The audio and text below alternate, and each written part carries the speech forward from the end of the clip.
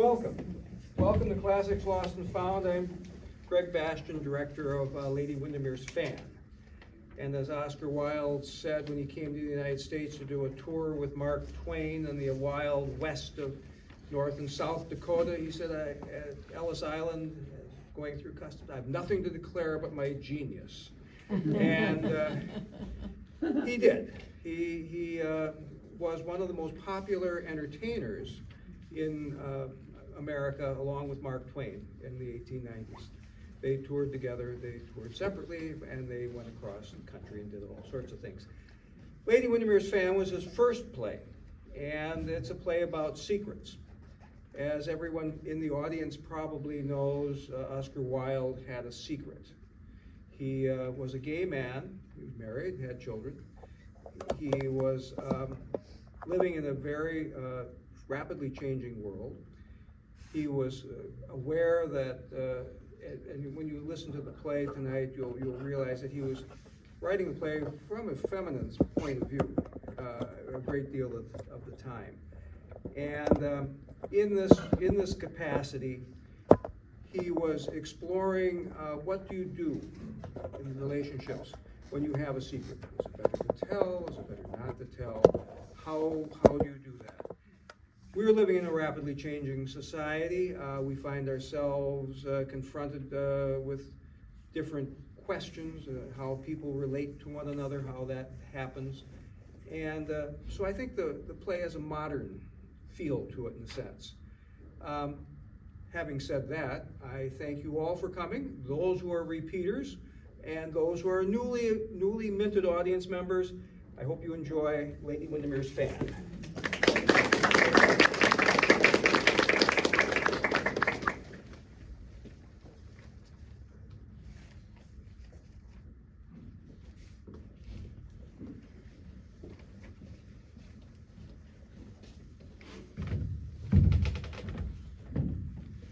Is your ladyship at home this afternoon? Yes, who's called? Lord Darlington. Send him in. And I'm at home to anyone who calls. Yes, my lady.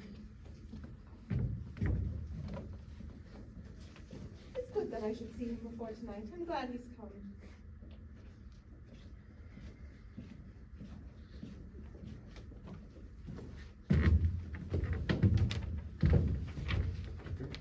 Lord Darlington. Lady Windermere, how do you do? How do you do, Lord Darlington? No, I can't shake your hand. The hands are wet from these roses. But they're lovely. They just came in from Selby this morning. They are quite perfect. And what a wonderful fan. May I have a look? Oh, please do. I've only just seen it myself. It was my husband's gift to me for my birthday. You know today is my birthday. No. Is it really? Yes, I am turning of age today. Quite an important day in my life, isn't it? That is why I'm throwing this party tonight. Do sit down. I wish I had known it was your birthday, Lady Windermere. I would have covered the whole street in front of your house with flowers for you to walk on, for they are made for you. Lord Darlington, you annoyed me last night at the Foreign Office. I'm afraid you will annoy me again. Me, Lady Windermere? Put it there, Parker.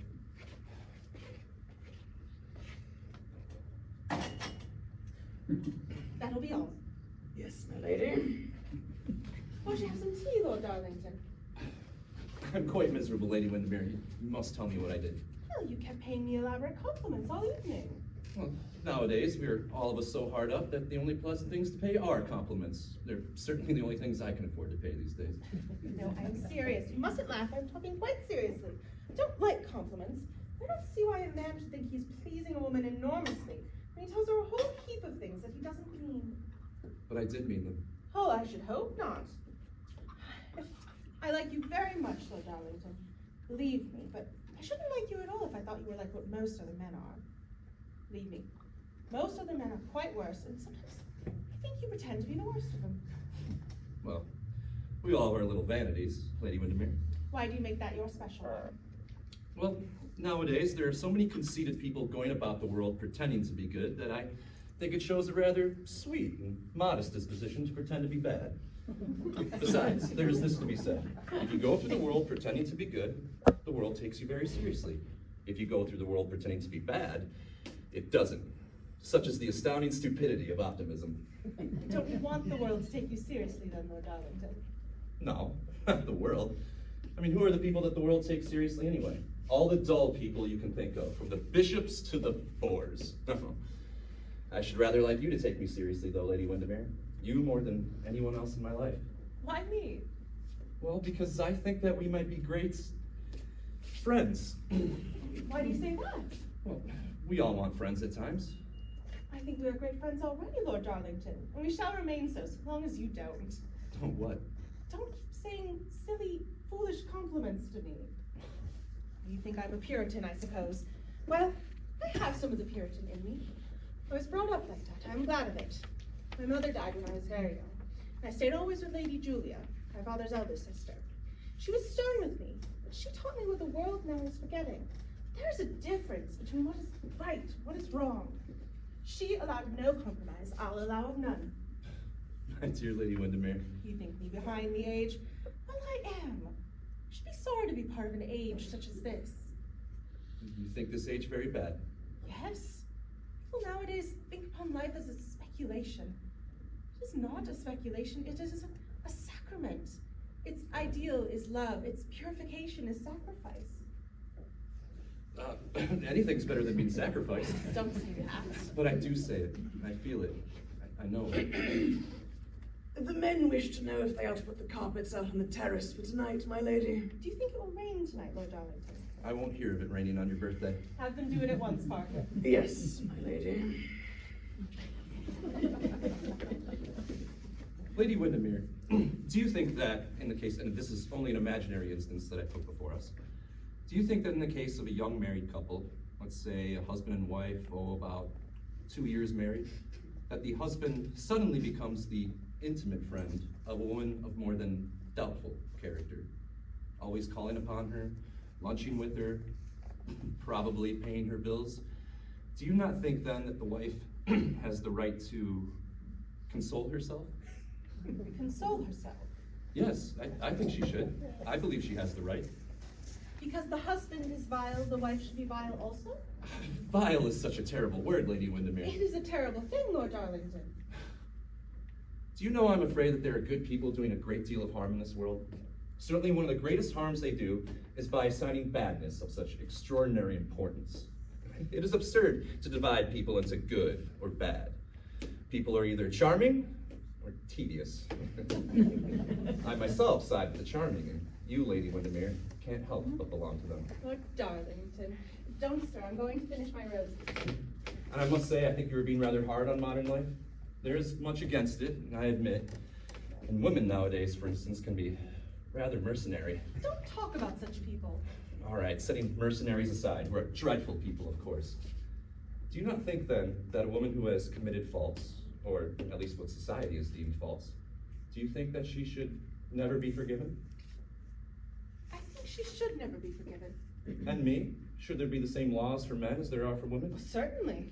I believe life is far too complex a thing to be held to such hard and fast rules. If we had these hard and fast rules, we should think of life as much more simple. And you allow no exceptions. None.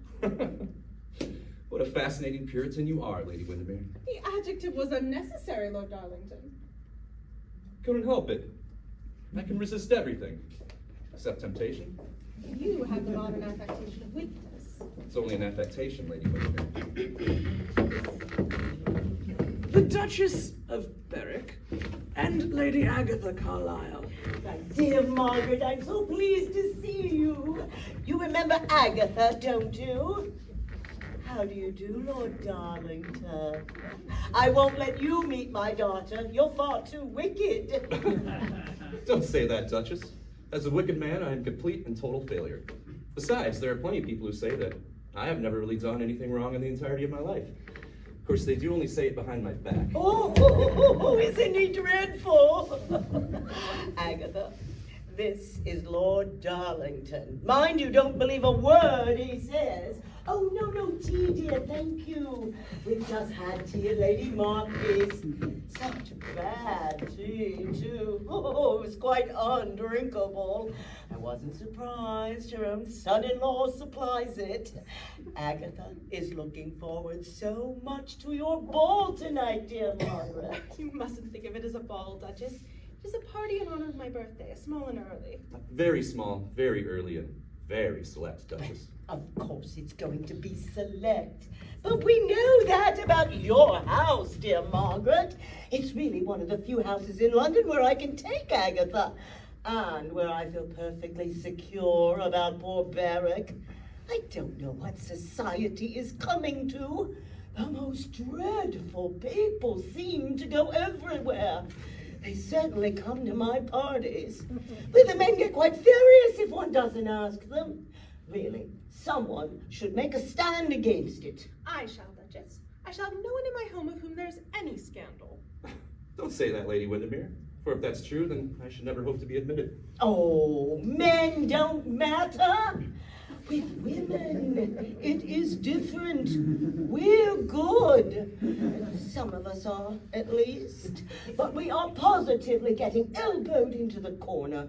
Our husbands really would forget our existence if we didn't nag at them from time to time. Just to remind them we have a perfect legal right to do so. It's a curious thing about the game of marriage, Duchess. A game that is, by the way, quickly going out of fashion. The wives hold all the honors and invariably lose the odd trick. The odd trick, Lord Darlington? Mm-hmm. Is that the husband? That would make a rather good name for the modern husband, now that I think about it. Oh, dear Lord Darlington, you are thoroughly depraved, you are. Lord Darlington is quite trivial. Don't say that, Lady Windermere. Why do you speak so trivially about life, then? I just believe that life is far too important a thing to ever talk so seriously about. What does he mean? Do, as a concession to my poor wits, Lord Darlington, just explain to me what you really mean. Perhaps I'd better not, Duchess. These days, to be found intelligible is to be found out. Goodbye. And Lady Windermere, goodbye. I may come to your party tonight. Please let me come. Yes, certainly. So long as you don't go saying foolish, insincere things to people. You are beginning to reform me. It is a dangerous thing to reform anybody. Wouldn't you agree, Agatha? Oh, what a charming, wicked creature! I like him so much. I'm quite delighted he's gone. Oh, how sweet you're looking. Where do you get your gowns? And now I must tell you how sorry I am for you, dear Margaret. Agatha, darling. Yes, Mamma. Would you go look over that photograph album I see there? Yes, Mamma. Dear girl, she is so fond of photographs of Switzerland. Such pure taste, I think. But really, I am so sorry for you, Margaret. Why, Duchess? On account of that horrid woman. She dresses so well, which makes it much worse, set such a dreadful example. Augustus, my disreputable brother, such a trial to us all. Augustus is completely infatuated by her. It is quite scandalous, for she is absolutely inadmissible into society. Many a woman has a past, but I am told she has at least a dozen, and that they all fit. Whom are you talking about, Duchess? About Mrs. Erlynne. Mrs. Erlynne? I don't believe I know her, Duchess, and what has she to do with me? Oh, poor child, you... Agatha, darling. Yes, Mamma. Would you go out on the terrace and look at the sunset? Yes, Mamma. Oh, sweet girl. She is so devoted to sunsets. Shows such a refinement of feeling, does it not? After all, there's nothing like nature, is there? Yes, but what is it, Duchess? Why do you speak to me about this person? Do you really not know? Oh, I assure you, we are all so distressed by it. Well, only last night at dear Lady Fansom's, everyone was saying how extraordinary it is. Of all the men in London, Windermere should behave in such a way. My husband? What is he to do with any woman of this kind? What indeed, my dear? That is the point. He goes to see her continually and stops for hours at a time. And while he is there, she is not at home to anyone. Oh, not that many ladies call on her, dear, but she has a great many disreputable men friends. Well, my own brother in particular, as I told you. And that is what makes it so distressing about Windermere. We looked upon him as a model husband. But I'm afraid there's no doubt. My dear nieces, oh, you know the Seville girls, don't you? Oh, such nice domestic creatures. Plain, oh, dreadfully plain, but oh, so good. Well, they are always at the window doing fancy work, making ugly things for the poor, which I think is so useful of them in this dreadful socialistic days. And this terrible woman has taken a house on Curzon Street, right opposite them. And they tell me Windermere goes there 4 and 5 times a week. They see him, but they can't help it. And although they never talk scandal, well, of course, they remark upon it to everyone. And the worst of it is, I have been told that this woman has got a great deal of money out of somebody. For it seems she came to London 6 months ago without anything at all to speak of. And now, she has this charming house in Mayfair, drives her pony in the park every afternoon, and all since she has known poor dear Windermere. I can't believe it. Oh, well, it's quite true, my dear. The whole of London knows it.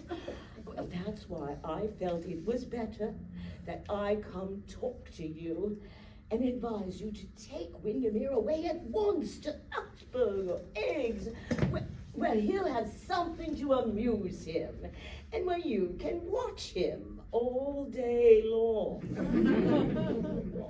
I assure you, my dear, when I was first married on many occasions, I had to pretend to be seriously ill and drink the most unpleasant mineral waters just to get Barrick out of town.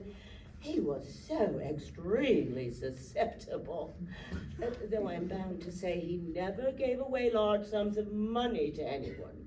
Well, he's far too high-principled for that. Duchess, it is impossible. We've only been married 2 years. Our child is but 6 months old. Oh, the dear little baby! How is the sweet darling? Is it a boy or a girl? A girl, I hope.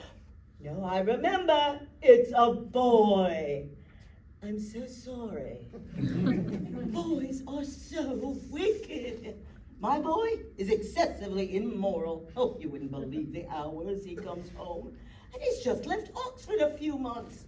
I really don't know what they teach them there. Are all men bad? Oh, yes, dear. All of them, without exception. And they never grow any better. Men become old, but they never become good. Windermere and I married for love. Oh, yes. We begin like that. It was only Barrick's brutal and incessant threats of suicide that made me accept him at all. And before the year was out, he was running after every kind of petticoat, oh, every shape, every color, every material. In fact, on our honeymoon, I caught him winking at my maid, a most pretty, respectable girl. I dismissed her at once without a character. Oh no, I remember. I passed her on to my sister. Well, poor Sir George is so short-sighted. I thought it wouldn't matter. But it did, though. It was most unfortunate. Well, I must go, my dear, as we're dining out. Mind you, don't take Windermere's little aberrations too much to heart. Just take him away and he'll come back to you all right. Come back to me. Oh, yes, dear. These wicked women get our husbands away, but they always come back. Slightly damaged, of course. And don't make scenes. Men hate them. It's very kind of you to come and tell me all of this, Duchess. But I cannot believe that my husband would be untrue to me. Oh, pretty child. I was like that once. But now I know. All men are beasts. Only thing you can do is feed the wretches well. A good cook does wonders. Oh, and that I know you have. My dear Margaret, you're not going to cry. You needn't be frightened, Duchess. I never cry. Oh, quite right, dear. Crying is the refuge of plain women, but the ruin of pretty ones. Agatha, darling. Yes, Mamma? Come and bid Lady Windermere goodbye and thank her for your charming visit. By the way, I should thank you for sending a card to Mr. Hopper. He's that rich young Australian people are talking such notice of at the time. His father made a great fortune selling food in circular tins. Quite palatable, I believe. I fancy it's the thing servants always refuse to eat. But the son is very interesting. I think he is charmed by our dear Agatha's clever talk. Of course, we should be very sorry to lose her. But I always say, a mother who doesn't part with her daughter at the end of each season has no real affection. We're coming tonight, dear. And remember my advice, and take the poor fellow out of town. It's really the only thing to do. Agatha, come!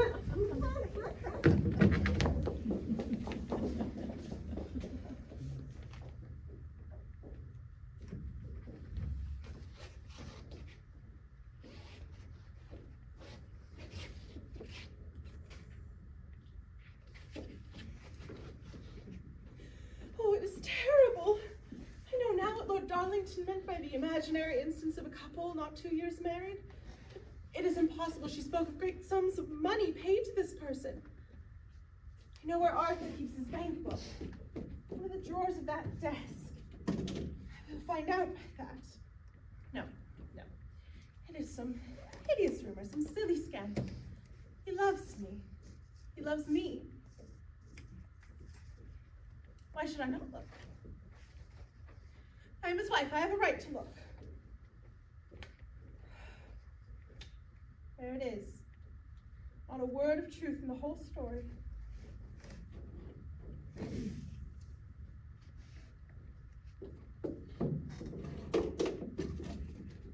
Second book. Hidden. Locked. Mrs. Erlynne, £600. Mrs.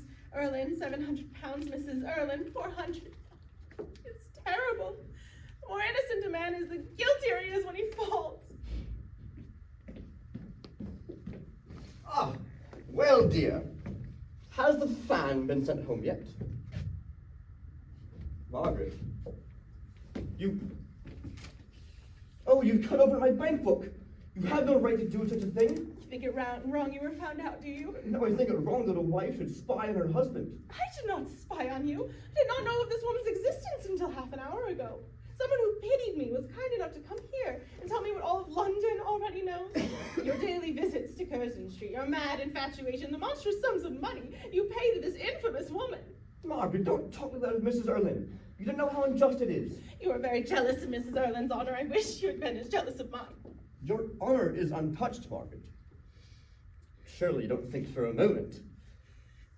I think you spend your money strangely, that is all. Don't think for a moment I care about the money. You can squander it however you like.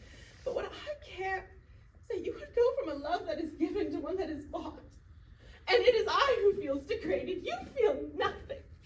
I feel stained, utterly stained. You don't know what the last 6 months seem to me now.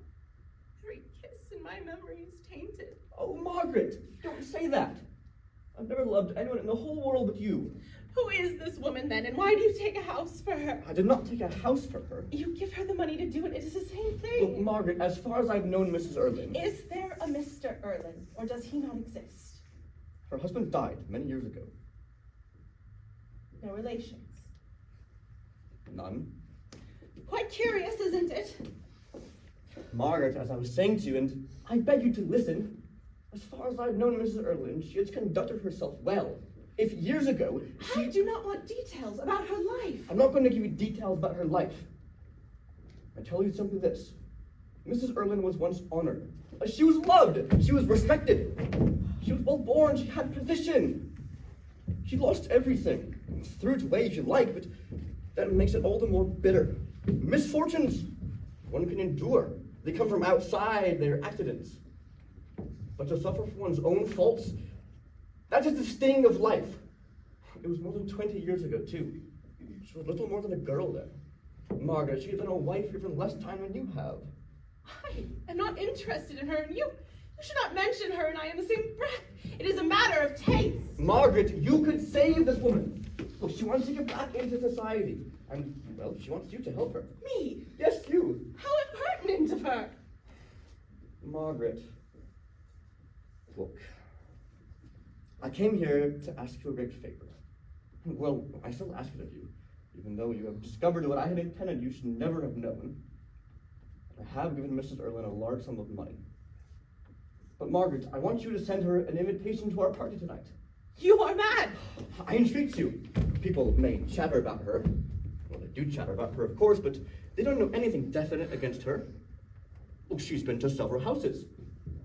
Not to houses where you would go, I admit, but still, to houses where women who are in what is called society nowadays do go. That does not content her. Margaret, she wants you to receive her at once. As a triumph for her, I suppose. No, but because she knows that you are a good woman, and that if she comes here once, she'll have a chance of a happier, a surer life than she has had. She will make no further effort to know you. Margaret, won't you help a woman who's trying to get back? No, she's unacceptable. She should know better. I beg of you. I am going to dress for dinner, and I don't want to hear mention of the subject again tonight. Arthur, you fancy because I have no mother or father that I am alone in this world. You are wrong. I have friends, many friends. Margaret, you are speaking foolishly, recklessly. I won't argue with you about it, but I insist upon your asking Mrs. Erlynne tonight. I will do nothing of the kind. You refuse? Absolutely. Margaret, do this for my sake. It is her last chance.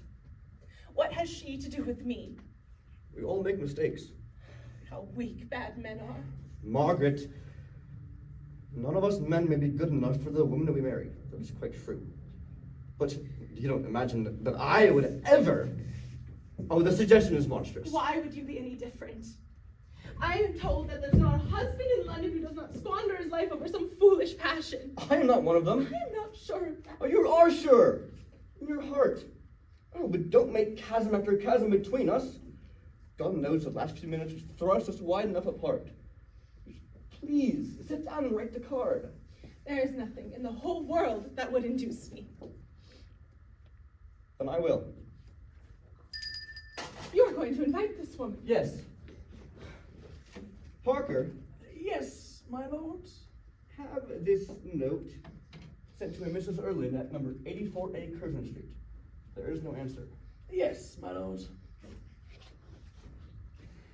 Arthur, if that woman comes here tonight, I will insult her. Margaret, don't say that. I mean it. We have been too lax. We must make an example. I suggest we begin tonight. You gave me this fan as a birthday gift. If she comes here, I will strike her across the face with it. Margaret, you cannot do such a thing. You don't know me. Parker! Yes, my lady. We'll take dinner in my room tonight. Actually, I'll have no dinner at all.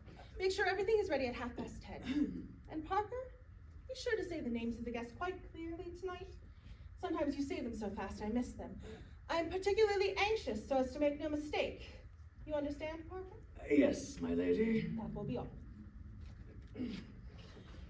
Arthur, if that woman comes here. Margaret, you'll ruin us. Us? From this moment on, our lives are separate. But if you wish to avoid a scandal, you will write to this woman at once and tell her that I forbid her to come here. I cannot. I will not. She must come. Then I will do exactly as I have said. You leave me no choice. Margaret! Margaret! Oh my God. What am I to do? I dare not tell her who this woman really is.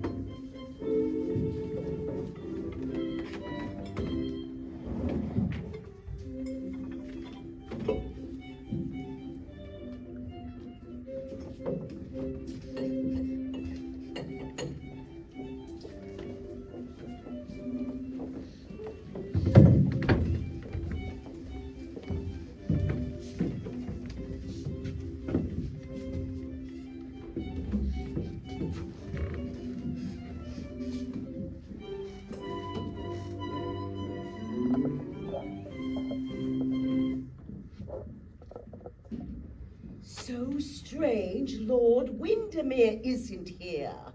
Mr. Harper is very late too. You have kept those 5 dances for him, Agatha. Yes, Mama. Oh, just let me see your card. I'm so glad Lady Windermere has revived cards. They're a mother's only safeguard. Oh, you silly little thing. No nice girl should ever waltz with 2 such particularly younger sons. It looks so fast. The last 2 dances you must pass on the terrace with Mr. Harper. Yes, Mama. The air is so pleasant here. Yes, dear. Mr. and Mrs. Cowper. And Lady Stutfield.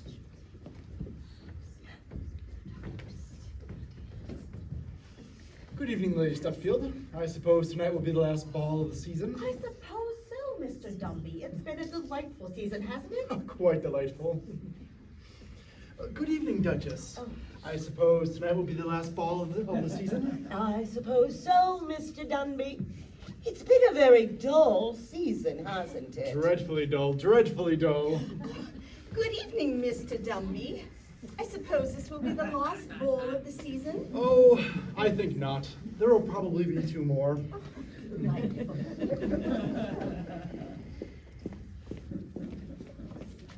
Lady Jedburgh.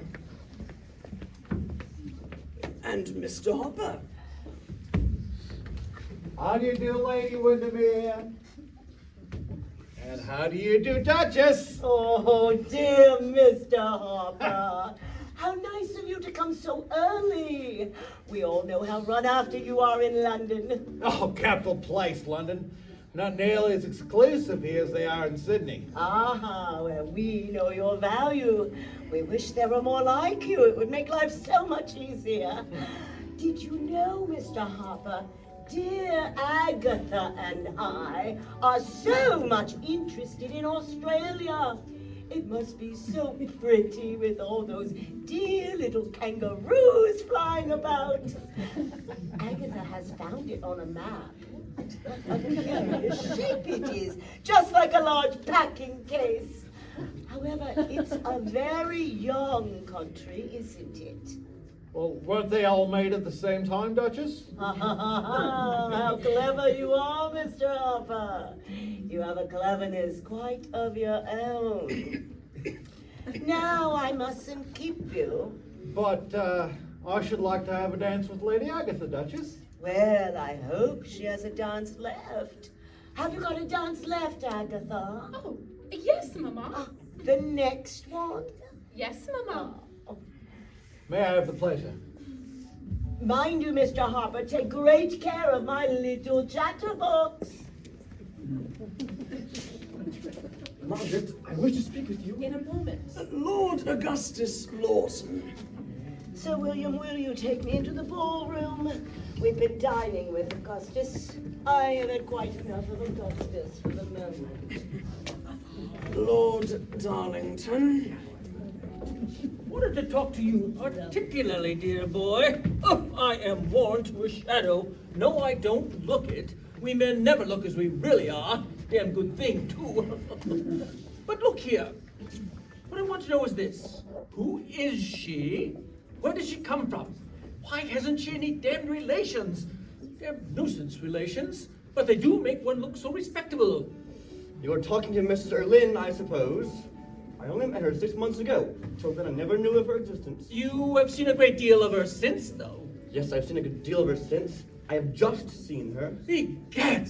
Women are down on her. I was dining with Arabella this evening. Ye gods, you should have heard what she said about Mrs. Erlynne. She didn't leave a rag on her. But Berwick and I told her that didn't matter much because the lady in question probably had a very fine figure. Well, look here, dear boy. I don't know what to do with Mrs. Erlynne. I might be married to her. She treats me with such damned indifference. Deuced clever, too. She explains things. She explains you. She has got any number of explanations about you, all of them different. No explanations are necessary about my friendship with Mrs. Erlynne. Well, look here, dear boy. Do you suppose she's ever going to be admitted to this thing we call society? Would you introduce her to your wife?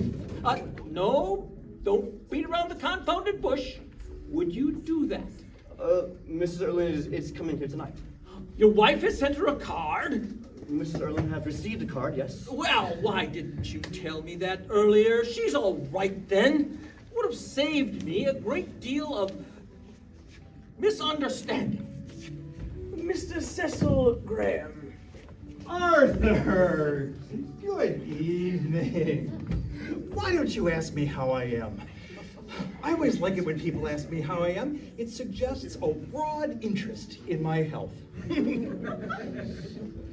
But I am not well tonight, Arthur. Not well at all.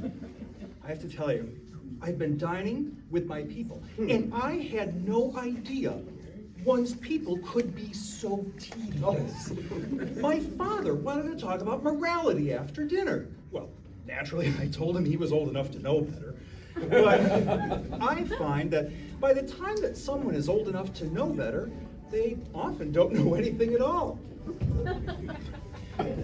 Tuppy, good evening. I understand you're getting married again. I thought you were tired of that. You are being trivial, my boy, very trivial. Now, which is it? Have you been married twice and divorced once? Or divorced twice and married once? I think you've been divorced twice and married once. It seems so much more probable. I have a very bad memory. I can't remember which. My dear Lord Windermere, I've something most particular to ask you. I'm afraid if you'll excuse me, I must join my wife. Oh, you mustn't dream of such a thing. It's most dangerous nowadays for a husband to pay any attention to his wife in public. It always makes people think that he beats her when they're alone. The world has grown so suspicious of anything that looks like a happy married life. Oh, but I'll tell you what it is at supper. Margaret, I must speak with you. Lord Darlington. Yes? Will you hold my fan, please? Thank you. Margaret, what you said before dinner was, of course, impossible. That woman is not coming here tonight. Mrs. Erlynne is coming here, and if you in any way annoy or wound her, you'll bring shame and sorrow upon us both. Margaret, trust me.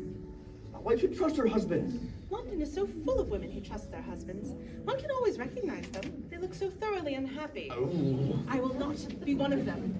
Will you return my fan, please, Lord Darlington? A useful thing, a fan, isn't it? I want a friend tonight, Lord Darlington. I didn't know I would want some so soon. Lady Windermere, I knew the time would come someday, but why tonight? I have to tell her. I must. It will be absolutely terrible if there were any scene. Margaret. Mrs. Erlynne. Oh, how good to see you again, Lord Windermere. And what a charming picture your sweet wife looks. Oh. It was terribly rash of you to come. Oh, wisest thing I've ever done in my life. By the way, you must pay me a great deal of attention tonight. I'm afraid of the women. You must introduce me to some of them. The men I can always handle. Lord Augustus! Oh, you have quite neglected me recently. I haven't seen you since yesterday. I'm afraid you're faithless. Everyone told me so. Dear Mrs. Erlynne, if you would only allow me to explain. No, dear Lord Augustus, no. You can't explain anything. It's one of your chief charms. If you find charms in me. You look quite pale. Cowards are always pale. Quite faint. Let's go to the terrace. Yes, Parker, send my cloak out. Oh, Lady Windermere, how beautifully your terrace is illuminated. It reminds me of Prince Dorius of Rome. Oh, Mr. Graham. Oh, there you are. Isn't that your aunt, Lady Jedburgh? I would so much like to know her. Well, of course, if you would let me. Aunt Caroline, may I please present Mrs. Erlynne? Such a pleasure to meet you, Lady Jedburgh. Your nephew and I are good friends. Oh. And I'm so interested in his political career. Oh. I'm certain he's to be a wonderful success. He thinks like a Tory and he talks like a radical, which is so important nowadays. And he's such a brilliant talker, too. But we all know from whom he inherits that. Lord Allendale and I were just in the park the other day, and he said that Mr. Graham talks almost as well as his aunt. How kind of you to say these charming things to me. Did you introduce Mrs. Erlynne to Lady Jedburgh? I had to, old man. I had no choice. That woman can make you do anything she wants. How, I'll never know. Hope to goodness she won't speak to me. On Thursday? Well, with great pleasure. What a bore it is to be civil to these old dowagers, but I'm afraid they always insist upon it. Who is that well-dressed woman talking to Windermere? I haven't got the slightest idea. She looks like an addition to looks of a wicked French novel, meant especially for the English markets. So that's poor Dumby talking to Lady Plymdale. I've heard she's frightfully jealous of him. Well, he doesn't seem too anxious to speak to me tonight. I suppose he's afraid of her. Those straw-colored women have such terrible tempers. You know, I think I'll dance with you first, Lord Windermere.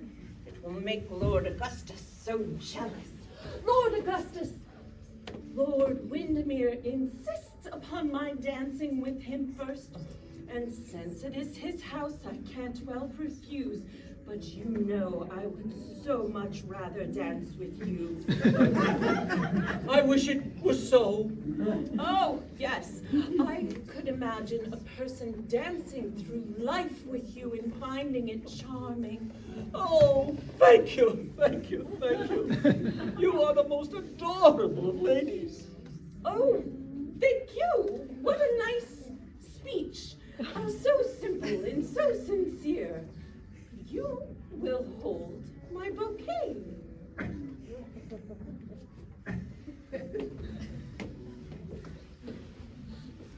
Oh, Dumpy, I am so sorry. I have been out the last 3 times you've called. Come to lunch on Friday. Delighted.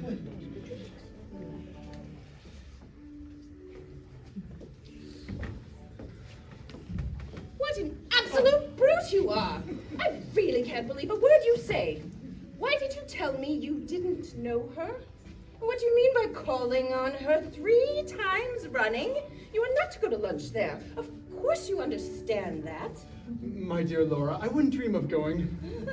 Who is she? You haven't even told me her name yet. She's a Mrs. Erlynne. That woman? Yes, that is what everyone calls her. How very interesting. How extremely interesting. I really must have a good stare at her.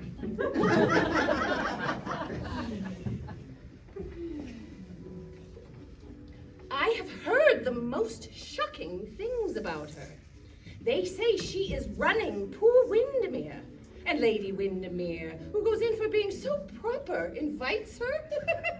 How extremely amusing. It takes a thoroughly good woman to do a thoroughly stupid thing. You are to lunch there on Friday. Why? Because I want you to bring my husband with you. He has been so attentive lately that he's become a perfect nuisance. Now, this woman is just the thing for him. He'll dance attendance upon her, as long as she lets him, and won't bother me. I assure you, women of that kind are most useful. They form the basis of other people's marriages. What a mystery you are. I wish you were. I am, to myself. I'm the only person in the whole world who I should like to know thoroughly. But I don't see any chance of it just at present.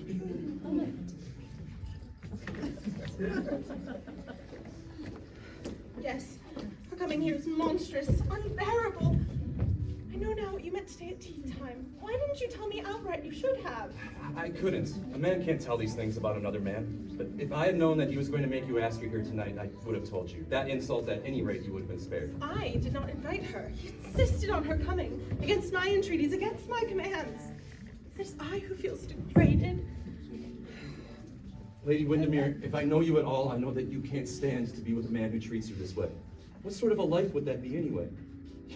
You would know that every moment of the day that he would be lying to you, that the look in his eyes was false, his voice false, his touch false, indeed his passion false. He would grow weary of others, and you would need to comfort him. He would be devoted to others, and you would need to charm him. You would be the mask of his real life, the cloak to hide his secret. Where am I to turn? You said you would be my friend, Lord Darlington. Tell me, what am I to do? Be my friend now.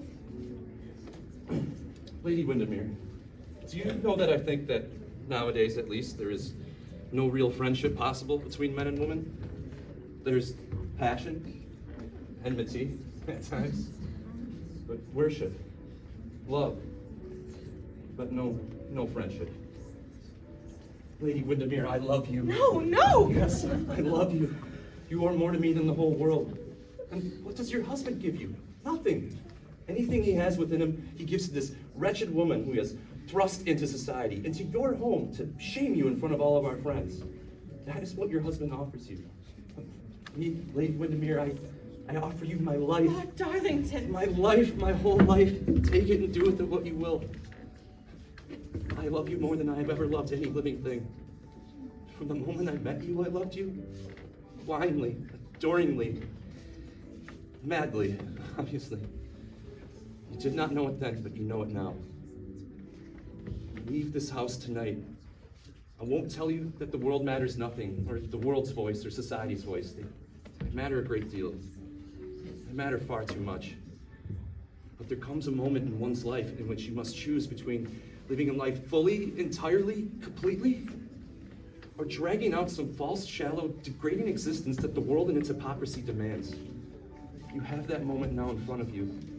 Choose, my love, choose. I have rejected him. How can I choose you?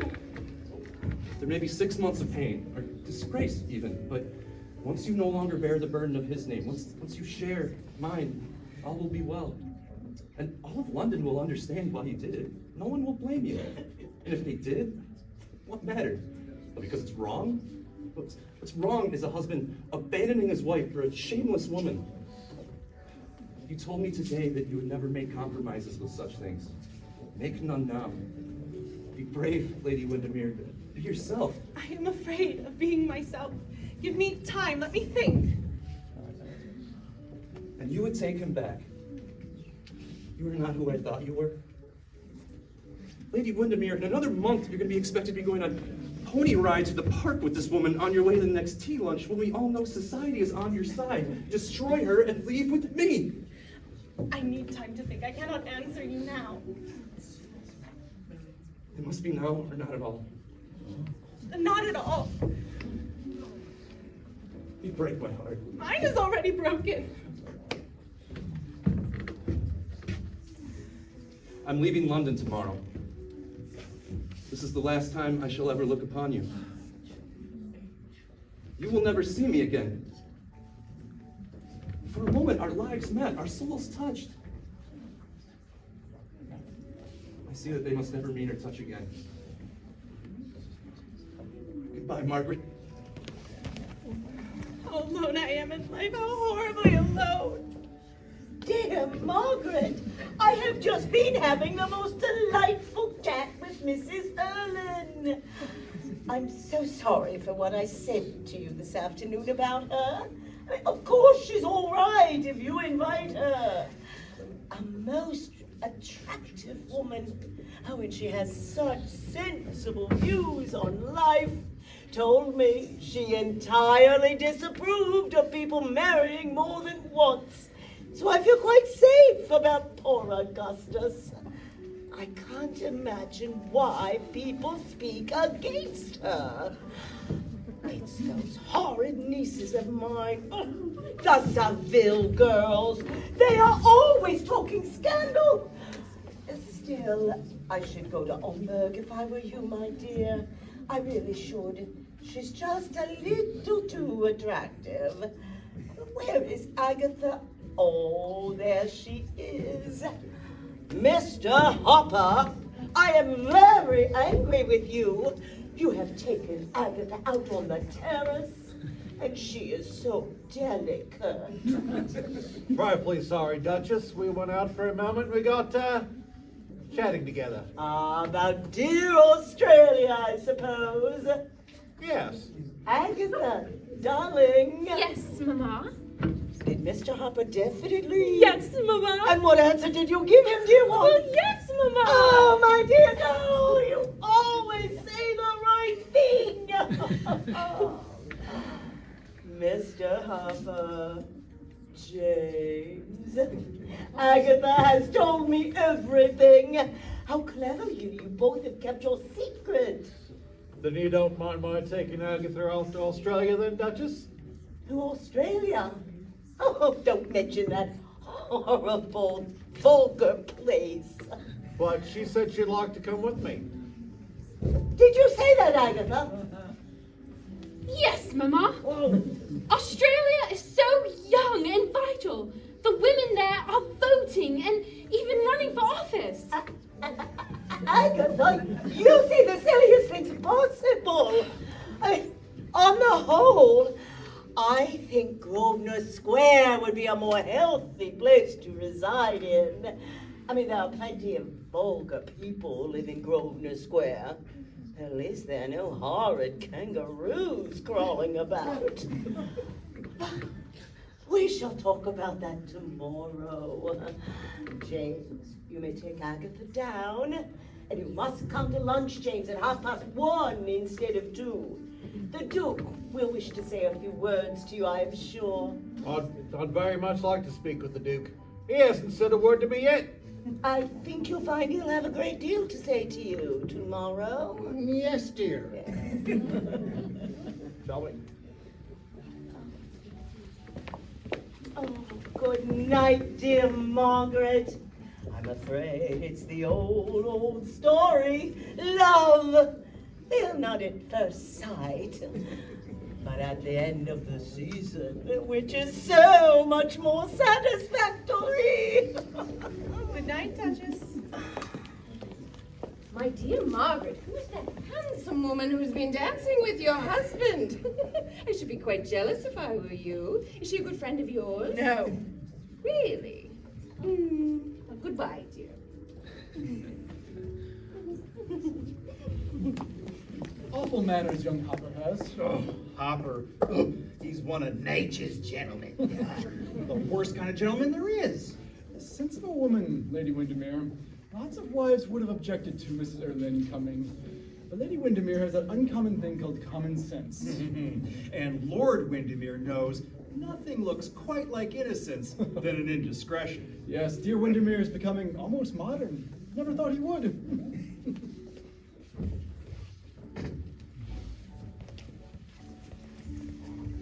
Good evening, Lady Windermere. What a fascinating woman Mrs. Erlynne is. You know, she is coming to lunch on Thursday. Won't you join us? I'm expecting the bishop and dear Mrs. Merton. I'm afraid I am engaged, Lady Jedburgh. Oh, so sorry. Ugh. Come, dear. Yes, Aunt Caroline.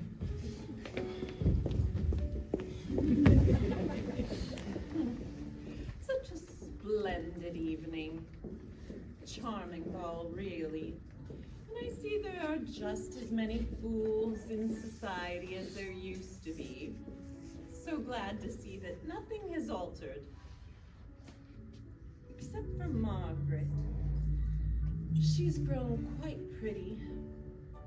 The last time I saw her 20 years ago, she was a fright in flannel. A positive fright, I assure you. Oh, and the dear Duchess and that sweet Lady Agatha. Oh, she's just the kind of girl I like. Well, Windermere, if I'm to be the Duchess's sister-in-law. But are you?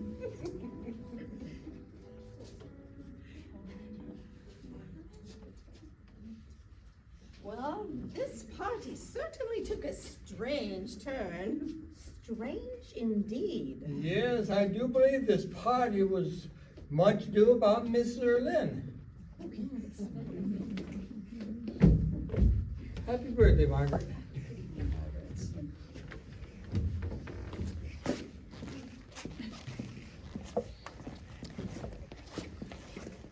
Oh, yes.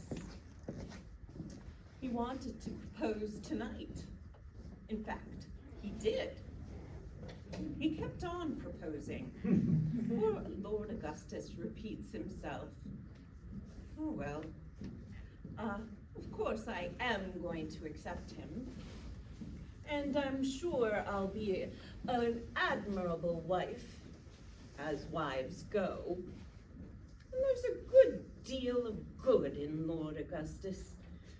Thankfully, it's all on the surface, just where good qualities should be. But you must help me in this matter, Lord Windermere. I'm not called on to encourage Lord Augustus, I suppose.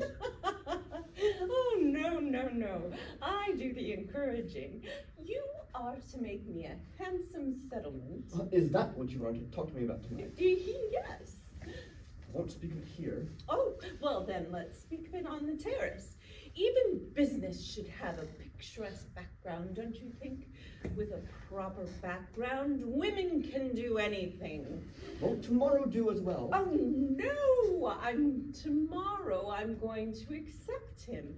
And I think it would be a good thing if I were able to say that, 2,000 pounds a year was left to me by a third cousin or a second husband, or some distant relation of that kind. It would be an added attraction, don't you think? Well, you have a delightful opportunity now, Windermere, of paying me a compliment. Oh, but I see you're not very clever at paying compliments. I'm afraid that Margaret hasn't encouraged you in such a habit. It's a great mistake on her part. When men give up saying what is charming, they give up thinking what is charming. But what do you say to 2,500 pounds? In modern life, margin is everything. Don't you think the world is a delightfully amusing place? I do.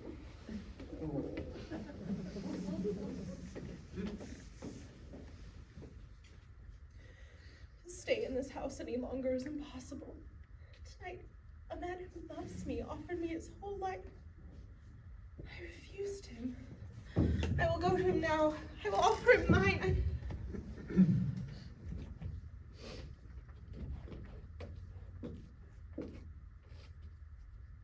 Arthur has never understood me.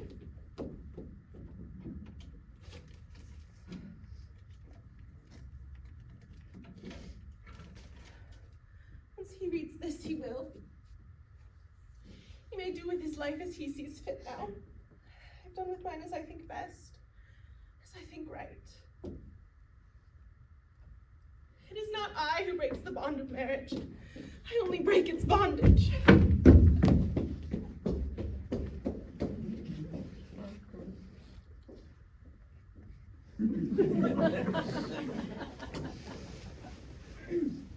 Where's Lady Windermere? Her ladyship has just gone out. She's not on the terrace. No, madam, her ladyship has just gone out of the house. Gone out of the house? Yes, madam. I believe she left a letter for his lordship on the bench just there. A letter for his lordship? Yes, madam. Thank you. Yes, madam. Gone out of the house? A letter addressed to her husband? Oh, no. It would be impossible. Life doesn't repeat its mistakes like that. No. Why does this horrible fancy come over me? Why do I remember now the one moment in my life I wish so much to forget? Does life repeat its tragedies? Oh no. Oh no. The same words that 20 years ago I wrote to her father. And how bitterly I have been punished for it. No. My real punishment is tonight. Is now. Have you taken light to my wife? Oh, yes. Yes, I have. Where is she? Oh, she has just gone to bed. She said she had a headache. Well, if you'll excuse me, I must see her. No, she wished not to be disturbed. Besides, there's still people in the supper room. She said that she wanted you to make her apologies to them. She told me to tell you about it. You dropped something. Oh, yes, that is mine. But it has my wife's handwriting on it, doesn't it? Of course, it's an address. Can you ask them to call my carriage for me, please? Thank you. Certainly. What can be done? What can be done? Oh, I feel this sickly feeling awakening in me, a passion I have never felt before. What can it mean? Oh, the daughter must not be like the mother. That would be terrible. But what can be done? Oh, a moment may ruin a life. Who knows that better than me? Lord Windermere must be got out of the house. That is absolutely certain. But how can it be done? Oh, Lord Augustus! Dear lady, I am in such suspense. May I not have an answer to my request? Lord Augustus, you must take Lord Windermere down to your club and keep him there all night. Do you understand? But you told me to keep early hours. Do what I tell you. Do what I tell you. And my reward? Your reward? Ask me that tomorrow. But if you need to keep him out of the house, and if you don't, I'll never speak to you again. I'll never forgive you. I'll never have anything to do with you. Remember, keep him out of the house. Well, really? I might be your husband already. Positively, I might.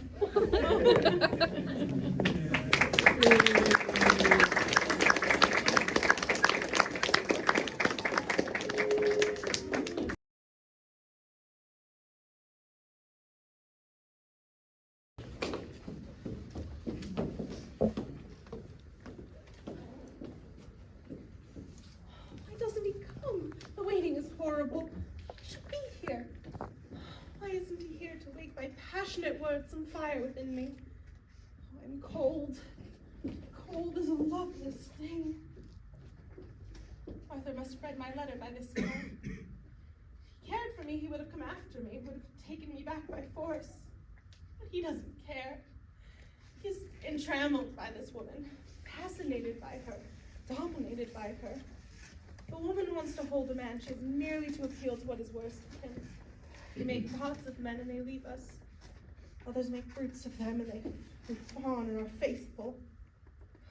It's madness, my coming here, absolute madness. Which is worse, I wonder?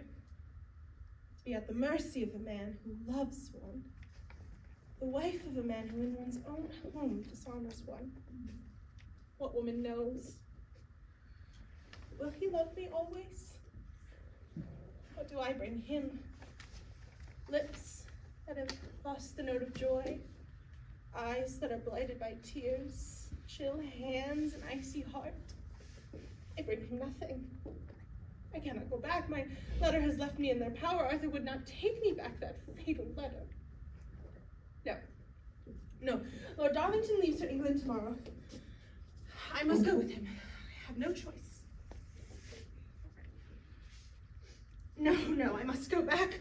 Oh, it was madness of me to come here. I must leave at once. As for Lord Darlington... Oh no, he's coming in. What can I say? What shall I do? I've heard that some are brutal, horrible. Oh, Lady Windermere, thank heaven I am dying. You must leave this place at once and return to your husband's house. Must. Yes, you must.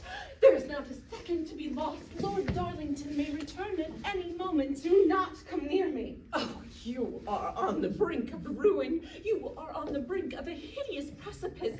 My carriage is waiting on the corner. We must drive back right away.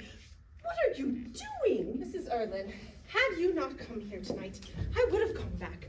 But now that I see you, I feel there's nothing in the whole world that would induce me to live under the same roof as Lord Windermere. You fill me with horror. There is something about you that stirs the wildest rage within me. And I know why you are here. My husband sent you here to lure me back that I might serve as a blind to whatever relations exist between you and him. Oh, you don't think that. You can't. Go back to my husband, Mrs. Erlynne. He belongs to you and not to me. He's afraid of scandal, I suppose. Men are such cowards. They outrage every law of the world and are afraid of the world's tongue. Well, he had better prepare himself. He shall have a scandal. He shall have the worst scandal there has been in London in years. You shall see his name on every vile paper, mine on every hideous placard. Yes, he shall. Had he come here himself, I admit I would have gone back to the life of degradation that you and he had planned for me. I was going back. But to stay himself at his home and send you as his messenger, it was infamous. Infamous! Oh, Lady Windermere, you wrong me horribly. You wrong your husband horribly. He doesn't know you are here. He thinks you are at home. He thinks you are asleep in your own rooms. He He never read that mad letter you wrote to him. Never read it. No, he has no idea about it. How simple you think me. You're lying to me. I am not. I'm telling you the truth. If my husband never read my letter, how is it that you came here tonight? Who told you that I had left the house that you so shamelessly entered? Who told you where I'd gone to? My husband told you, and sent you here to decoy me back. Your husband has never seen that letter. I saw it. I opened it. I read it. You opened a letter of mine to my husband. You wouldn't dare. Oh, to dare? There is nothing in the world I wouldn't dare to save you from the abyss into which you're falling. Nothing into the whole world. Here is the letter. Your husband has never read it. He never shall read it. It should have never been written. How do I know that was my letter after all? You think the commonest device can take me in? Why do you disbelieve everything I tell you? Oh, what other object do you think I have in coming here except to save you from the abyss, a hideous consequence of a horrible mistake? Oh, that letter that is burning now was your letter. I swear it to you. You took great care to burn it before I could have examined it. I cannot trust you. You whose whole life is a lie. How could you speak truth about anything? Think as you like about me. Say as you will against me. Only go back to the husband you love. I do not love him. Oh, you do, and you know that he loves you. He does not understand what love is. He understands it as little as you do. Oh, and I see what you want. It would be a great advantage for you to have me back. Dear heavens, what a life I would live then. Living at the mercy of a woman with neither mercy nor pity in her. A woman who is a degradation to know, an infamy to meet, a vile woman. A woman who comes between husband and wife. Don't say such terrible things. You don't know how terrible and unjust they are. Listen. You must listen. And I promise I will never just go back to your husband. And I promise that I'll never have anything to do with him, that I'll never communicate with him on any pretext whatsoever. Oh, the hold I have on him. You admit you have a hold? Yes, and I will tell you what it is. It is his love for you, Lady Windermere. You expect me to believe that? Well, you must believe it. It is true. It is his love for you that has made him submit to, oh, call it what you will, tyranny, threats, anything you choose. But it is his love for you and his desire to spare you shame. Yes, shame and disgrace. What do you mean? You are insolent. What have I to do with you? Nothing. I know it. Only your husband loves you. And that if you throw away this love, the day may come where you will never find a love like that again. And the day will come when you starve for love, and it will not be given to you. Beg for love, and it will be denied you. Oh, Lady Windermere, Arthur loves you. Arthur?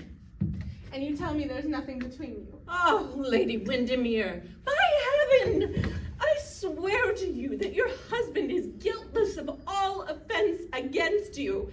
And had I ever thought that such a monstrous suspicion entered your head, I would have died rather than enter your world or his. Oh, died, gladly died. You speak as if you have a heart. Women like you have no hearts. You are bought and sold.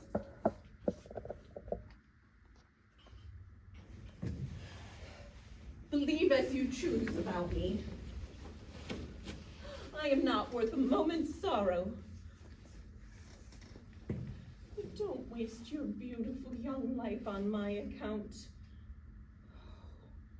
You don't know what it is. You don't know what it is. You don't know what's waiting for you unless you leave this place right now.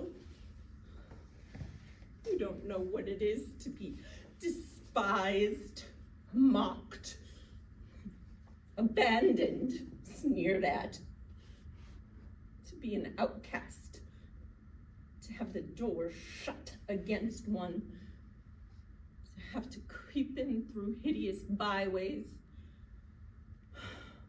afraid at every moment, lest the mask be stripped from one's face. And all the while, to hear the horrible laughter of the world, a thing more tragic than all the tears the world has ever shed. You don't know what it is. One pays for one's sin, and then one pays again. And all one's life one pays. You couldn't stand dishonor. No.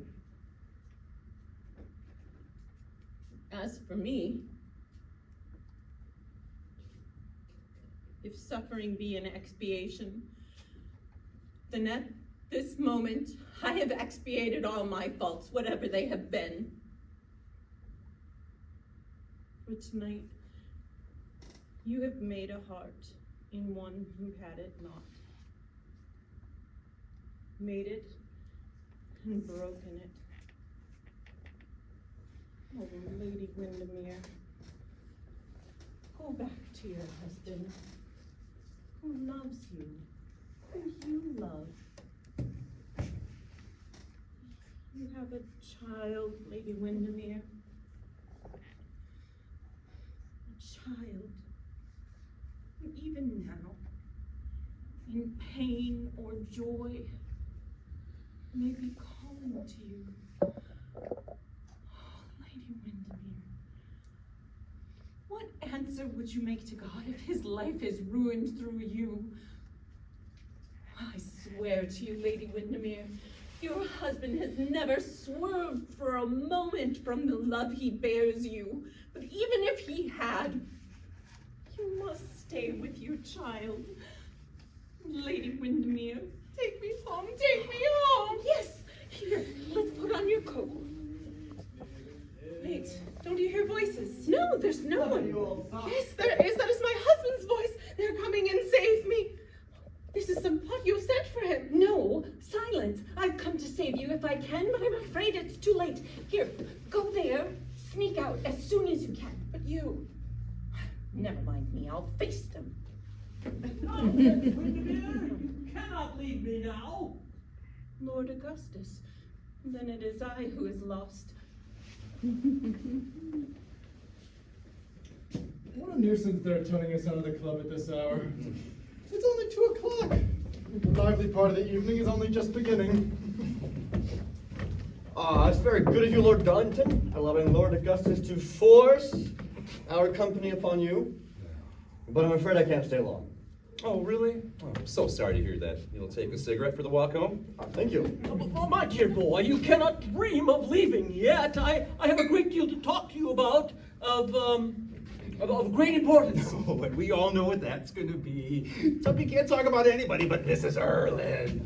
That's no business of yours, then, is it, Cecil? None. That's why I find it so interesting. My own business bores me to death. That's why I prefer other people's. Ah! Have a drink, you fellows. Oh, yes. Cecil, I've made you a whiskey and whiskey. Thank you, thank you. Mrs. Erlynne was looking quite handsome tonight, don't you think? I'm afraid I'm not one of her admirers. I didn't used to be, but I am now. Get this, she even had me introduce her to poor dear Aunt Caroline. She's even going to lunch there. Really? Yes, believe it or not. If you'll excuse me, fellows, I'm leaving London tomorrow, and I still have a letter yet to write. Clever woman, Mrs. Erlynne. Well, hello, Dumpy. I thought you were asleep. I am. I usually am. She is very clever. Knows what a damn fool I am. Knows it better than I know myself. You may laugh, my boy, but I think it is a great thing to run across a woman who so thoroughly understands one. It is an awfully dangerous thing. They always end by marrying one. Now, Tuppy, you said you were never going to see her again. No, you told me that at the club just the other night. You said that you'd heard.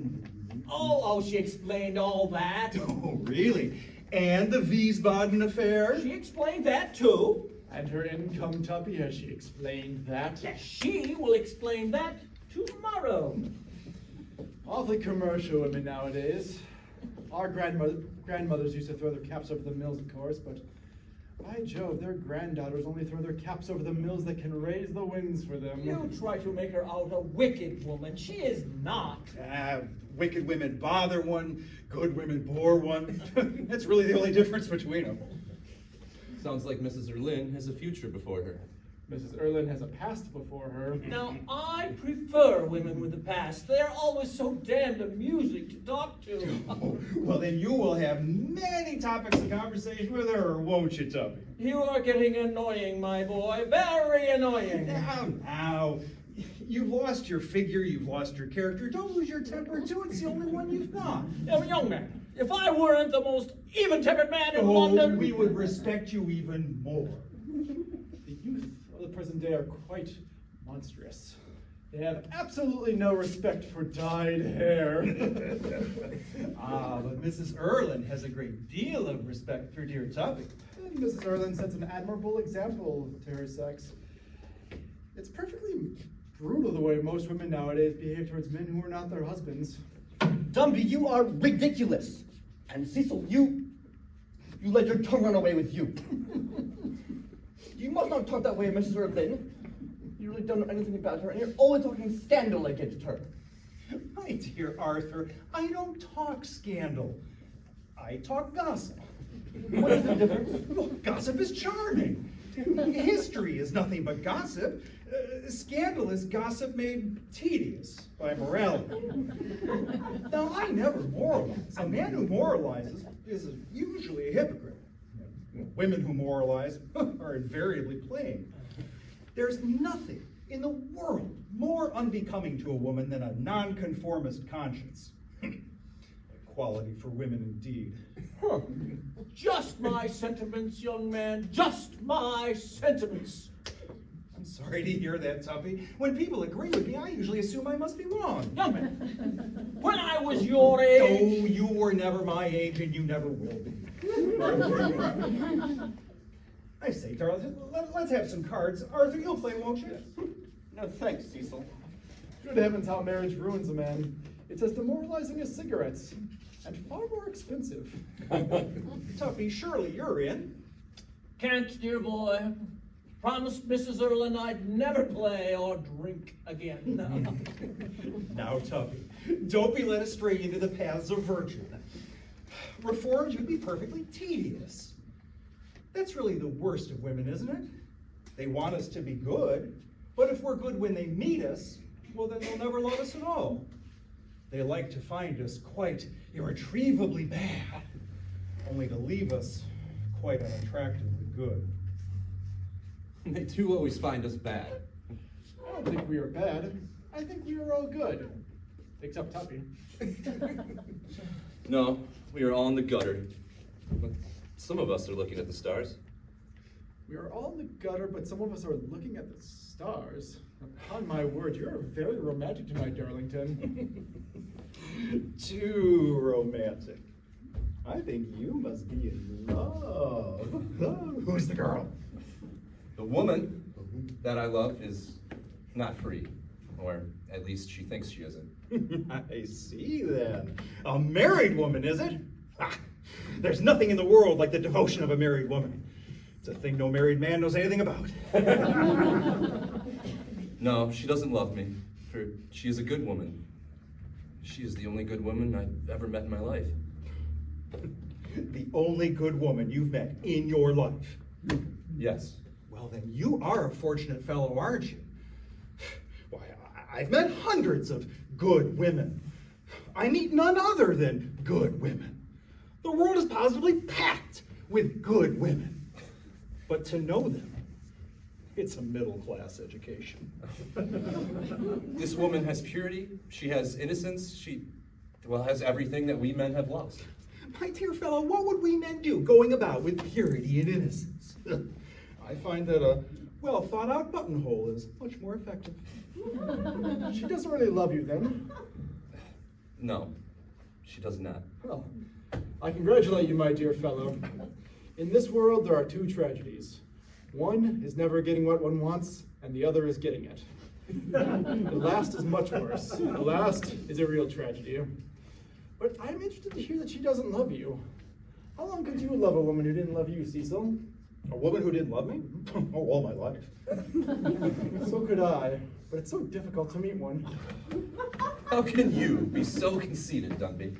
I didn't say it as a matter of conceit. I said it as a matter of regret. I have been wildly, madly adored. I'm sorry I have been. It's been an immense nuisance. I should like to be allowed a little time to myself now and then. Time to educate yourself, I suppose. No, time to forget all I have learned. That is much more important, dear Tuppy. What cynics you fellows are. Can't believe it. What is a cynic? A man who knows the price of everything and the value of nothing. And a sentimentalist, my dear Darlington, is a man who sees an absurd value in everything, but doesn't know the basic price of anything. You always amuse me, Cecil. You speak as if you were a man of experience. I am. Even at your age, you are far too young. That is a great error. Experience is a question of intuition about life. I've got it. Tuppy here doesn't. Experience is the name Tuppy gives to his mistakes. That's all. Experience is the name everyone gives to their mistakes.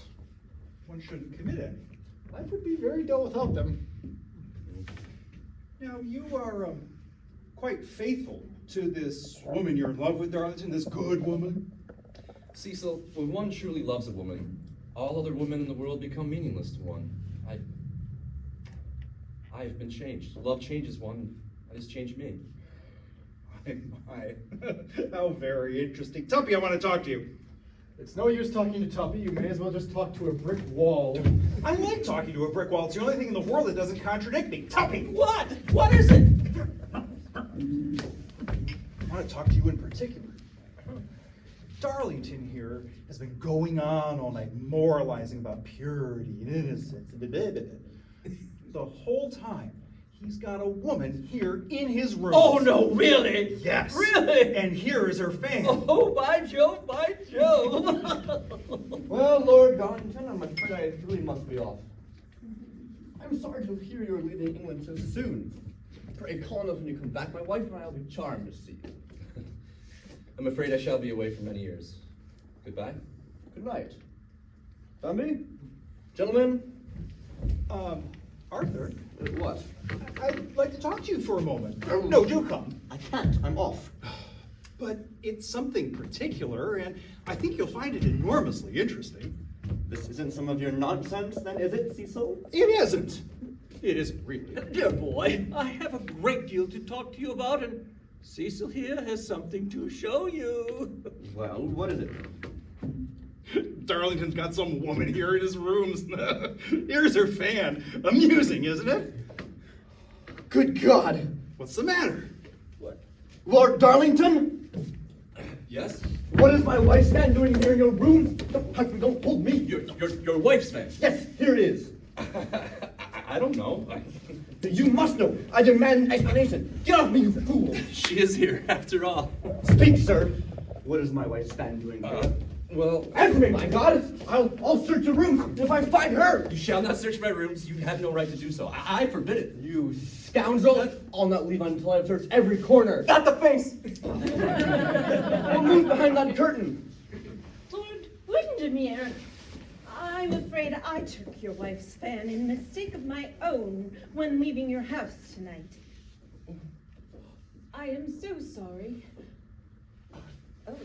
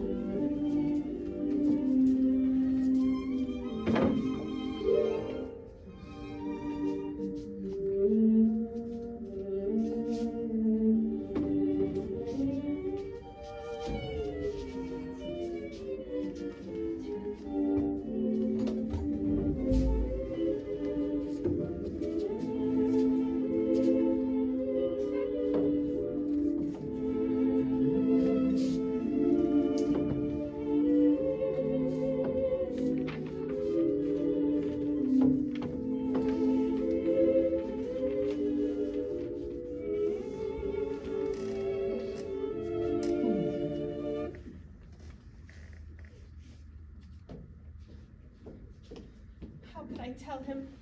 I can't tell him, it would kill me. Oh, I wonder what happened after I left that awful room.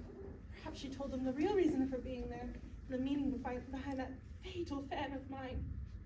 Oh, if he knows, I could never look him in the face again. Arthur would never forgive me. Life is hideous. It rules us, we do not rule it.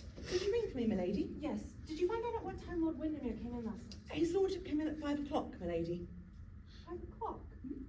He knocked at my door this morning, didn't he? Yes, milady, at 9. I told his lordship you were not awake yet. Did he say anything? Something about your ladyship's fan? I didn't quite catch what his lordship said. Has the fan gone missing, milady? I've not seen it in any of the rooms, nor's Parker. And we've looked out on the terrace as well. It's no matter. Tell Parker not to trouble. And what is your relation to Parker again? Beg pardon, milady? He's my older brother. Oh, we're identical twins. Separated at birth, you understand? That'll do, Rosie. Thank you. Yes, milady. She was sure to tell him. I can fancy a person doing a wonderful act of self-sacrifice, spontaneously, recklessly, nobly, finding out afterwards it costs too much. Why should she hesitate between her ruin and mine? How strange. What publicly disgraced her in my own home. Now she accepts disgrace in the house of another to save me. There's a bitter irony in things, bitter irony in the way we talk of good and bad. What a lesson. What a pity in life we only get our lessons when they're of no use to us. She doesn't tell him. I must. To tell it is to live it all again. Actions are the first tragedy in life. Words are the second. Words are perhaps the worst. Words are merciless. Oh! Oh, Margaret. How pale you look. I slept very badly. I'm so sorry. I came in dreadfully late and I didn't like to wake you. My dear, you are crying. Yes, I'm crying, Arthur, because there's something I need to tell Oh, you. my poor darling. You are not well. You've been doing too much. Let us go away to Selby. You'll be alright at Selby. You can go away today if you like. We can easily catch the 4:30. I'll send a wire to Fanny. Yes, yes, let us go away today. No, Arthur, I cannot go away today. There's someone I must see before I leave town. Someone who has been very good to me. Good to you? More than that. I will tell you, Arthur, but only love me. Oh, you are not thinking of that wretched woman who came here last night. You don't still imagine. I don't. I know now that I was wrong and foolish. It was very good of you to receive her, but you will never to see her again. Why do you say that? Margaret, Mrs. Erlynne. Look, I thought Mrs. Erlynne a woman more sinned against than sinning, as the phrase goes. I thought that she wanted to be good, to get back into a place that she had lost by a moment's folly, to lead again a decent life. I believe what she told me. I was mistaken in her. She's bad as a woman can be. Arthur, don't speak so bitterly about any woman. I don't think now that we can separate people into good and bad as if they are two different races or creations. What are called good people may have in them mad moods of jealousy, assertion, or sin. Bad people, as they are termed, have in them sorrow, pity, and repentance. I do not think Mrs. Erlynne is a bad woman. I know she's not. My dear child, the woman's impossible. No matter what harm she tries to do to us, you must never see her again. But I want to see her. I want her to come here. Never! If she came here once as your guest, she will come now as mine. That is but fair. She should never have come here. It's too late to say that now, Arthur. Margaret, if you knew where Mrs. Erlynne went last night after she left this house, you would not sit in the same room with her. I cannot bear it any longer. Arthur, last night... Mrs. Erlynne has called to return your ladyship's fan, which you took away by mistake last night. Mrs. Erlynne has left a message on the card. Ask her to be good enough to come up, and say I shall be very glad to see her. Yes, my lady. She wants to see me, Arthur. Margaret, I beg you not to. Or let me see her before you do at any rate. She's a very dangerous woman. She's the most dangerous woman I know. You don't realize what you're doing. It's right that I should see her. My dear child, you may be on the brink of a great sorrow. Don't go to meet it. It is absolutely necessary that I should see her before you do. Why should it be necessary? Margaret, look. Mrs. Erlynne. How do you do again, Lady Windermere? How do you do? You know, it was so silly of me to run away from your ball with that fan. Such a stupid mistake, really. And since I was driving in your direction, I thought I'd return your property in person and bid you goodbye. Goodbye? Are you going away then, Mrs. Erlynne? Yes, I'm afraid so. The English climate doesn't suit me. It affects my heart. London is so full of fogs and serious people, Lord Windermere. Whether the fogs create the serious people or the serious people create the fogs, I don't know. But the whole thing rather gets on my nerves. So I'm leaving tonight and I'll buy club train. Tonight? But I wanted so much to come and see you. Oh, that is so sweet, but I'm afraid I really must go. It's the last time I will ever see you, Mrs. Erlynne. Yes, I think so. Our lives just lie too far apart. But there is a little thing you could do for me. I'm wondering if you could give me a photograph of yourself, Lady Windermere. You don't know how gratified I should be. With pleasure. I have one on the table. I'll show it to you. Thank you. It's absolutely monstrous you're intruding yourself here after your conduct last night. Manners before morals, Windermere. I'm afraid this is quite flattering. I'm not as pretty as that. Oh, you are far prettier. And haven't you one with your little boy? Would you prefer one of those? Oh, yes. If you'll give me just a moment, I'll go get it for you. I have one upstairs. I don't want to be too much trouble. No trouble at all, Mrs. Erlynne. Oh, thank you. Well, you seem rather out of temper this morning, Windermere. And why should you be? Margaret and I get along charmingly together. I can't bear to see you with her. Besides, you've not told me the truth, Mrs. Erlynne. Well, I haven't told her the truth, you mean. I sometimes wish you had. I should have then been spared the misery, the anxiety, the annoyance of the last 6 months. But it would be terrible if my wife should know that the mother whom she has been taught to consider as dead, the mother whom she has mourned as dead, is living. A bad woman preying upon life, as I know you now to be. But I tell you, the only bitter words to ever come from those sweet lips were on your account. And I can't bear to see you next her. You sully the innocence that is in her. And then I used to think that with all your faults you were frank and honest. You are not. Why do you say that? You made me get you an invitation to my wife's ball. My daughter's ball, yes. You came, and within an hour of your leaving, you were found in a man's rooms. You are disgraced. For everyone. Yes. Therefore, I have a right to look on you as what you are. A worthless, vicious woman. I have a right to tell you never to come near this house again. Never to attempt to come near my wife. My daughter, you mean? You have no right to claim her as your daughter. You abandoned her when she was but a child in the cradle. I abandoned her for your lover, who abandoned you in turn. Do you attribute that to his credit or to mine, Windermere? To his, now that I know you. Oh, careful. You had better take care. I'm not going to mince words for you.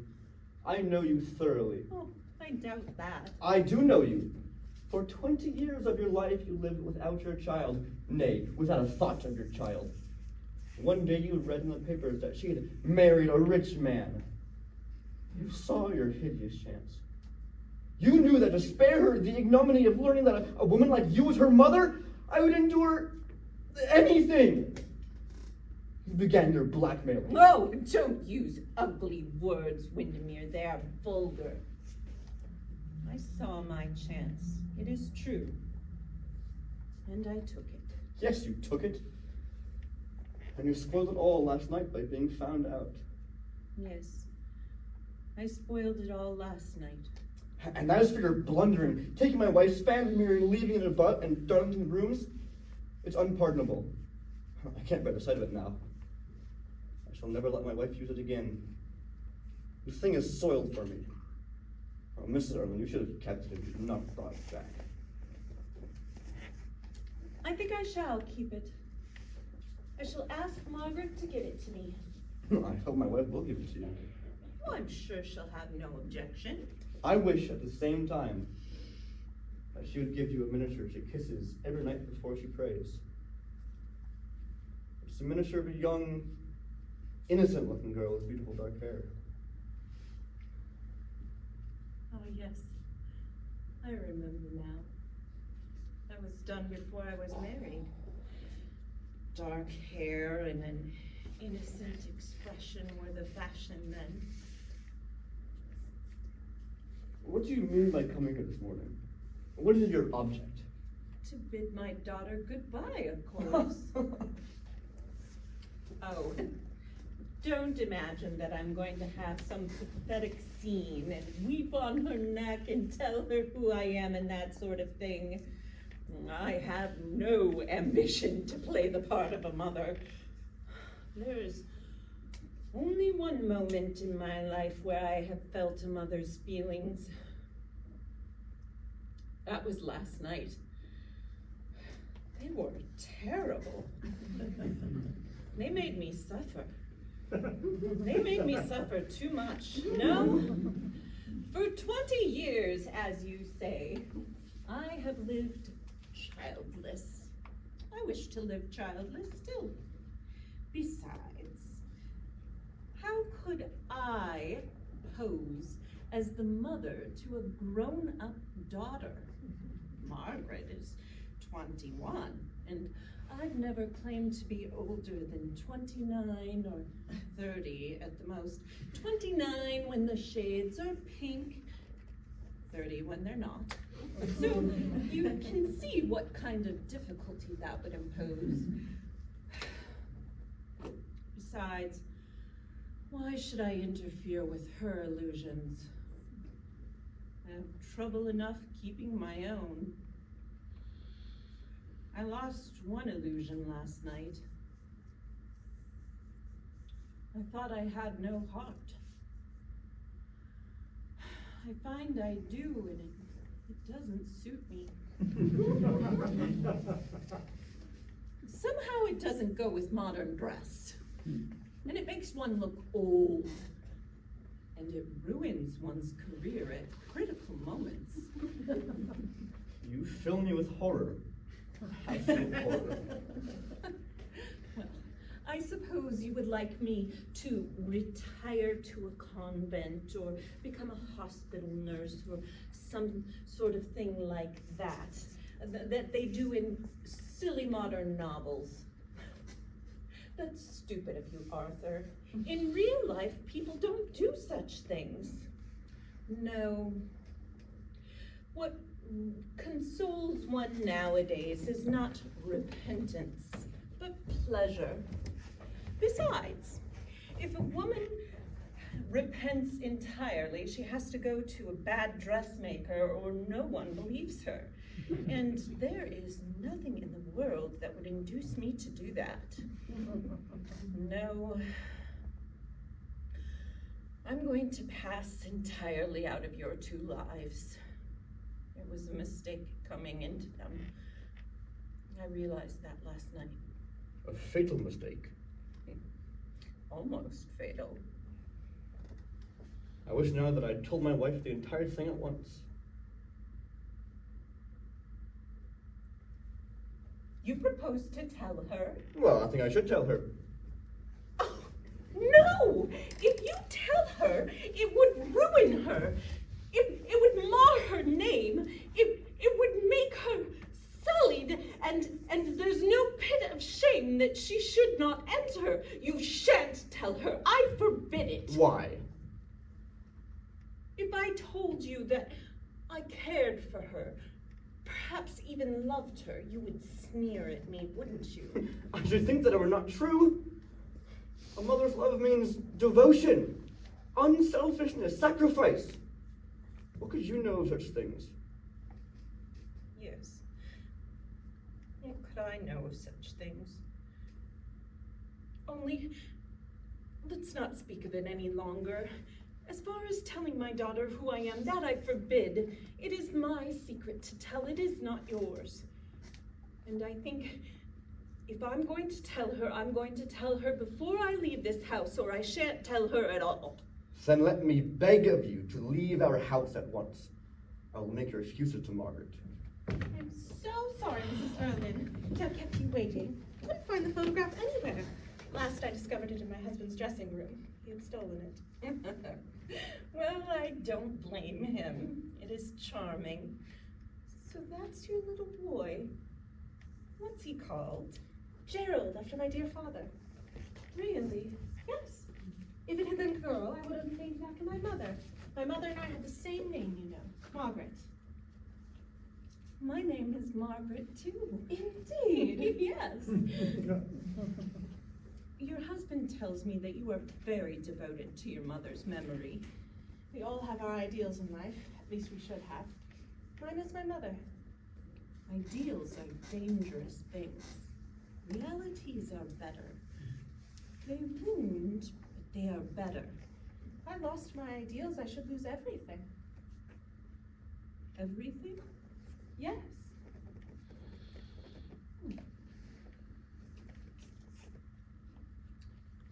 Did your father often speak to you of your mother?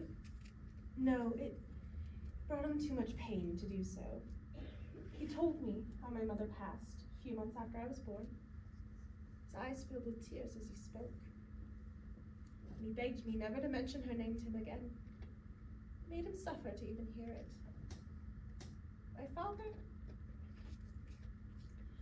My father really died of a broken heart. He was the most ruined life I know. I'm afraid I should really go now, Lady Windermere. Oh, no, don't. My carriage must have come back from Lady Jedburgh's by now. I sent it with a note. Arthur, do you mind going to see if Mrs. Jones' carriage Don't has arrived? bother, Lord Windermere, Lady Windermere. Yes, please go, Arthur. Oh, what can I say to you? You saved me last night. Oh, hush, don't speak of it. It is last night. It is quite over. But I must speak of it. I cannot let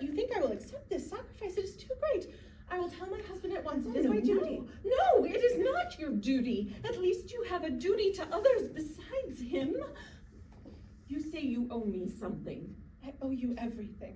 Then pay your debt with silence. You must not tell anyone what passed between us last night. It must remain a secret. Promise me that you will tell no one. Why bring misery into your husband's life? Why wound his love? Oh, love is so easily spoiled. You mustn't spoil his love. Promise me that you will never tell your husband. It is your will, not mine. Yes, it is my will. Never forget your child. I like to think of you as a mother. I'd like to think of yourself as one. I always will now. Only once in my life have I forgotten my own mother. That was last night. If I had only remembered her, I would not have behaved so foolish, so wicked. Hush. Last night is over. Over. Your carriage has not come back yet, Mrs. Erlynne. That makes no matter. I'll take a hansom. There is nothing so respectable as a good Shrewsbury in Talbot. Now I'm afraid I really must go, Lady Windermere. You know, you'll think me absurd, but I have taken a great fancy to this fan I was so silly to run away with last night. I'm wondering if you would give it to me. Lord Windermere says you may. I know it is his present. Oh, if it will bring you any pleasure, but it has my name on it. It has Margaret on it. But we have the same Christian name. That's right, I forgot. What good chance our names being the same. Yes, indeed. Lord Augustus Lawson and Mrs. Erlynne's carriage has arrived. Good morning, dear boy. Good morning. Lady Windermere. Mrs. Erlynne. How do you do, Lord Augustus? Are you quite well this morning? Quite well, thank you. You don't look well at all, Lord Augustus. You stop up too late. It is bad for you. You should really take better care of yourself. You know, I wonder if you could see me to my carriage. You could carry the fan. Allow me. Oh, no, I would like Lord Augustus to carry it. He would carry it so splendidly. If you truly desire it, Mrs. Erlynne. No, but I do.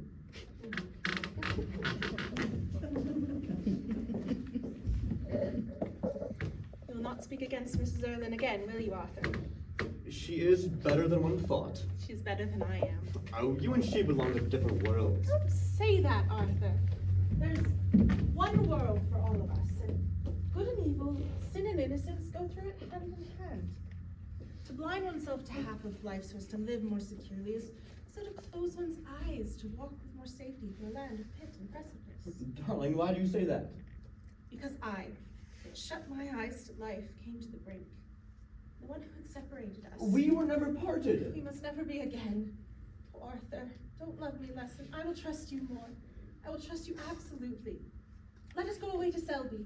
At the gardens in Selby, the roses are white and red. Arthur, she's explained everything. She's explained every damn thing. Oh, we have mistreated her dreadfully. It was entirely for my sake that you went to Darlington's rooms last night. Fact is, wanted to put me out of my suspense. Called first at the club, and then being told that I had gone on, followed naturally, and then hearing a lot of men coming in, frightened, retired to another room. Entirely gratifying to me, the whole thing. We have behaved horribly towards her. She is just the woman for me. Suits me down to the ground. Only condition she puts is that we must live outside of England. Good thing, too. Damned climate, damned clubs, damn cooks. Sick of it all. Has Mrs. Erlynne? Oh, yes, of course, Lady Windermere. Mrs. Erlynne has done me the honor of accepting my hand. Oh, well, you certainly are marrying a very clever woman. Very good woman.